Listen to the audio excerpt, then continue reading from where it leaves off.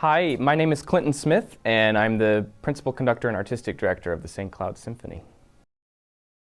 Practice makes perfect, so they say. I used to spend hours and hours and hours in a practice room working by myself and working on technique, working on intonation and different styles of bowing. And these things you take with you into rehearsal, but you can only accomplish it on your own time. And you have to spend years perfecting your craft. There are several families of instruments. There's the strings. The strings, they use what's called a bow, and there's hair, actually horse hair. If you think of a horse, you think of the tail. That's the hair that they put on the bow. And you draw it across the strings, and it creates vibration. So the strings vibrate. And then they use their fingers to change the pitch. The brass, or the ones that sit in the back, and the trumpets and the trombones, they use air, but they create a buzzing sound with their mouthpiece. So it kind of sounds like this. And that vibration vibrates the air in the instrument, and that's what creates the sound. The woodwinds have a variety of ways that they create sound because their mouthpieces are different. So the clarinets have a reed, and the bassoons and oboes have two reeds. And the flute doesn't have a reed at all. She blows across a hole that creates vibration. But the end result is that every instrument has its own sound and color. And then in the back of the orchestra, typically we have the percussion. And the timpani are those big kettle drums. And then there's various other instruments like the ratchet and the gong and the triangle and more drums. And the sound is created by hitting the instrument. So that's why it's called percussion. And actually piano is a percussion instrument too, because there's hammers inside the piano that hit the strings. The conductor rehearses. So every week we get together and practice for 2.5 hours. And the conductor picks the music often with a committee. The conductor in rehearsal keeps the orchestra on the beat, sets the tempo, which is how fast or how slow a piece moves. The conductor will help cue the orchestra, so he or she will look at the trumpets when they come in and help the timpanist to not get lost in the music, because a lot of times they have to count a lot of bars of rest before they ever play. Another thing a conductor does is when all of the nitty-gritty is put together, when everything is the right notes at the right time, the conductor will then shape the sound, shape the color, shape the direction of the music. If something is like bum bum bum bum bum bum bum bum bum, or dum bum bum bum bum bum bum bum bum. So these are the ideas that the conductor will share with the orchestra and get 90 people to be all on the same wavelength, putting it together. Well, because a conductor doesn't ever make any sound, our hands and our face and our body and our breath, and sometimes a baton and sometimes not, are all we have to create the music. So if the music sounds like this, then that's the gesture we'll make. If it sounds like, then that's the gesture we'll make.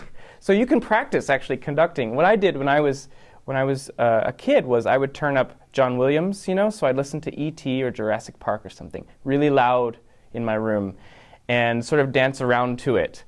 And that's kind of all conducting is really, is reacting to the music in your head. You have to be thinking the music ahead of what the orchestra's playing. So then you can cue what's coming up.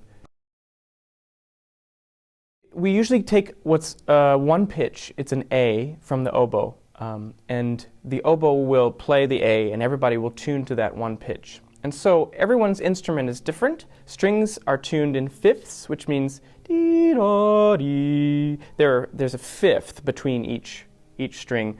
So that's why you'll hear a certain sound from the strings playing, and the clarinets and the flutes will actually adjust the lengths of their instrument depending on the temperature of the room, or if they're too high or if they're too low. And everyone gets on the same frequency. from that one A. So the oboe player has a really important job. I originally thought I was going to be a computer scientist. I applied to undergrad as a computer scientist and then changed my mind and studied piano and violin instead. I grew up playing the violin from the 6th grade on in orchestras, and music just took a hold of me. I couldn't get away from it. You know, I found myself getting the college view books in the mail and turning right to the section where it would talk about the performing arts and who were the teachers and where were the halls and the ensembles. And I thought, I can't do anything else. So I started conducting at a workshop when I was 19. I went and studied with a man who became my teacher, and I was terrified. So nervous. My legs were shaking and my eyes were closed because I was too afraid to look at the musicians I had in front of me. But it was wonderful. It was a wonderful experience. And conducting is a collaborative, such a collaborative art form. Even though we never make a sound, the music conductors get to experience all the instruments at the same time. It's such a tight group. They've been playing together for years and years, and that's very evident. They are so devoted to this city and this orchestra. So many of the instrumentalists live here, and this is their hometown. And to me, the future of orchestras in this country have to do with relevance and with plugging into the community in which they serve. And I think St. Cloud does that beautifully. It's fun in the way that I just came from a job in Seattle, and I met maybe 120 new people, and we had a fantastic musical experience. After this concert tonight, I'm going to work at Juilliard for 6 weeks, so I get to meet a whole group of other people and work with old friends. There's a pianist there that I worked with this summer. So being out in the world is energizing to me, and you run into people that you've worked with in other situations. It's more fun than not, I would say. For me, it's never been difficult. The music just sort of becomes part of you. It's just the way my mind absorbs it. I don't know. I can't remember people's names very well or birthdays, but music just sticks. And I always found that if I can play the entire piece at the piano, then I'm good to go. Choosing the music is probably one of the most important jobs as the artistic director. The idea is to create a season that has connective energy between the concerts. We're doing Vivaldi's 4 seasons this year. Next year, there's going to be an overall arching theme. And within the theme, I try to choose pieces that will challenge the orchestra, but pieces that I know that they'll be able to play well in the rehearsal time we have, that will show off key players that are devoted to this group, players who need a chance to shine, and also pick music that might be out of the orchestra's comfort zone every now and then. The Mozart Symphony is one of those. We haven't done a Mozart Symphony here in years, and so I chose it because it's like therapy to play Mozart.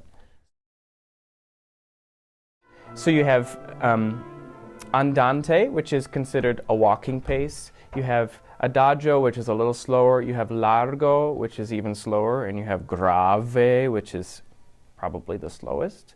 On the faster end, you have Allegro, and then you have Allegretto, which is in between, and you have Presto, which is the fastest, and they're all sort of there are differences in between each one. So it just determines on how fast the piece is, and a lot of times in music that was composed maybe from the early 1800s or so on, they'll have an indication that will tell you exactly how fast it is according to a metronome. So Beethoven's Fifth Symphony, dotted half note equals 108 beats per minute. And you can set that on a metronome and it will tell you. So then everybody knows that it's the same tempo. Bohemian Rhapsody. No, kidding. I don't know. That's a hard question. I get that a lot. What's your favorite opera? What's your favorite composer? There's something about Mozart that is so fundamental to me. And that'll probably never change. But the right answer for a conductor is whatever piece I'm working on at the moment. And right now, it's our program tonight. It's this incredible Copland. These incredible Copland pieces and Vivaldi and Mozart. Yeah. You know, I was a little kid when I experienced classical music for the first time as well. I don't think I got to see my first orchestra concert until I was much older than 4th grade. We had a symphony in town, but it was probably a couple of years after that. And my first opera I didn't see till I was 18. So the fact that you're getting this so early is very special.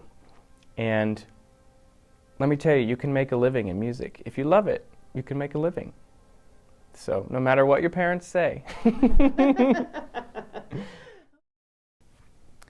So I'm hoping that you will come to the symphony and have a great experience and learn something new about yourself, about the world, and about music. And we hope to see you more often. But music creates incredible joy for everyone who is a part of it. So thank you for being a part of the St. Cloud Symphony.